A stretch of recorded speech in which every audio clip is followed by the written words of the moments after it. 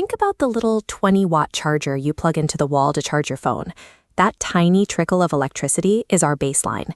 Imagine that charger is a single, gently glowing candle in a dark room. To understand the massive scale of electricity powering our modern world, we are going to measure everything in multiples of this single candle. Let's scale up to your home. Keeping an average apartment running for a whole year requires roughly 10,500 kilowatt hours of energy. To generate that much power, you would need to keep 1,000 of our little phone charger candles burning constantly all year long. 1,000 candles sounds like a massive fire for just one person. But when we look at the true scale of human civilization, that number shrinks down to almost nothing. Take New York City.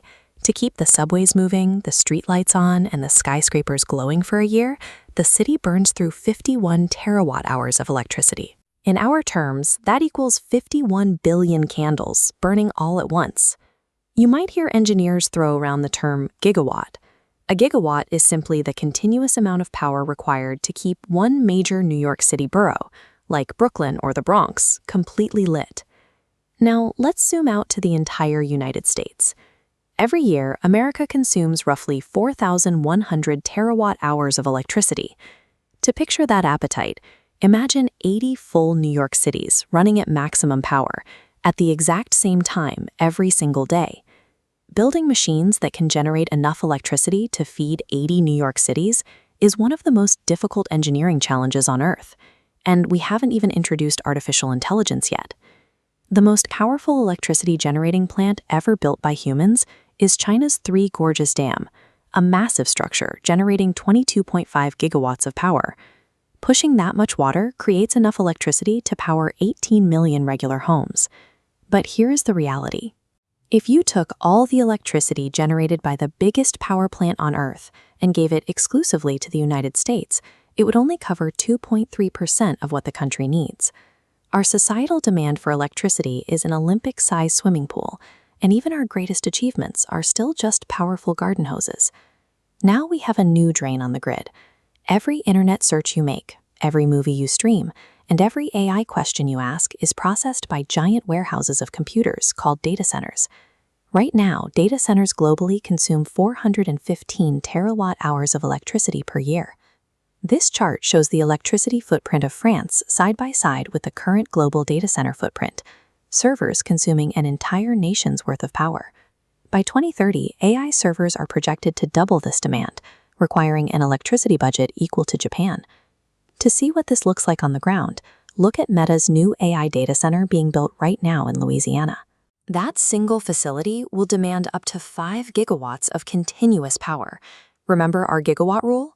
That one single building will use as much electricity as all the boroughs of New York City combined. Running these systems requires the electrical equivalent of building a miniature sun on Earth. The math is so extreme that tech leaders are looking past the limits of our planet. Elon Musk has a project called TerraFab, which aims to generate 1 terawatt of AI computing power. 1 terawatt is 50 times greater than the power of every AI computer operating on Earth today combined. Because the Earth's electrical grid cannot support that kind of drain, Musk's plan requires bypassing the planet entirely. He wants to put solar panels in space, where there are no clouds or storms, and the sun shines 24 hours a day. To make this work, Musk needs to launch 10 million tons of equipment into orbit, requiring a near-constant stream of heavy-lift rockets. The demand for AI power has grown so aggressively that Earth's rivers and natural resources are no longer enough. Tech leaders are now focused on building power plants in outer space.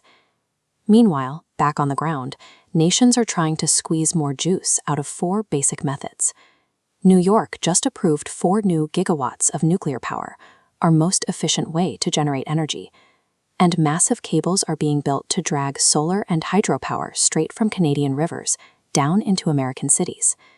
But because new demand is growing so fast, companies are falling back on traditional natural gas. Meta is actively paying to build new gas plants right now, just to ensure their servers stay online. This international race for AI dominance is an energy war disguised as a software race. The nations that build the cheapest, most abundant electricity will decide which way the next century goes. Every time you plug into the wall, You are connecting to a global struggle for power that is changing the map of the world.